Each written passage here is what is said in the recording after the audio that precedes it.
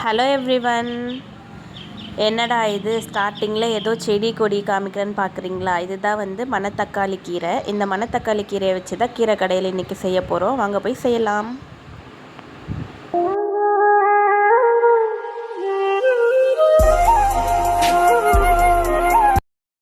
ஒரு 3 ஸ்பூன் அளவுக்கு துவரம்பருப்பு, ஒரு தக்காளி, ஒரு வெங்காயம், அப்புறம் மணத்தக்காளி கீரை, இதெல்லாம் தான் தேவையான பொருட்கள். அதுக்கப்புறம் தாளிக்கிறதுக்கு காஞ்ச மிளகா, புளி, உப்பு, பூண்டு இதெல்லாம் எடுத்துக்கோங்க. இப்போ நம்ம எடுத்துருக்க துவரம்பருப்பை குக்கரில் போட்டு ஒரு 2 விசில் வச்சு எடுத்துக்கோங்க. ஃபஸ்ட்டு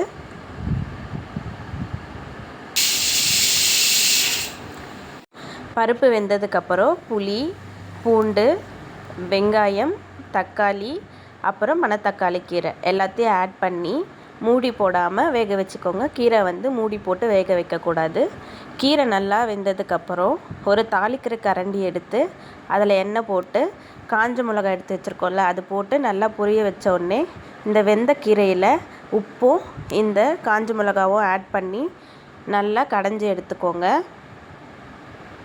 மிக்சியில் போடுறதோட இந்த மாதிரி கடைஞ்சி சாப்பிட்டிங்கன்னா கீரை ரொம்ப டேஸ்ட்டாக இருக்கும்.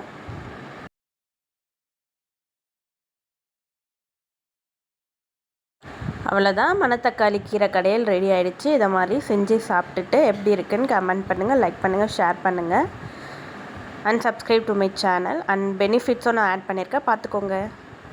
பாய்.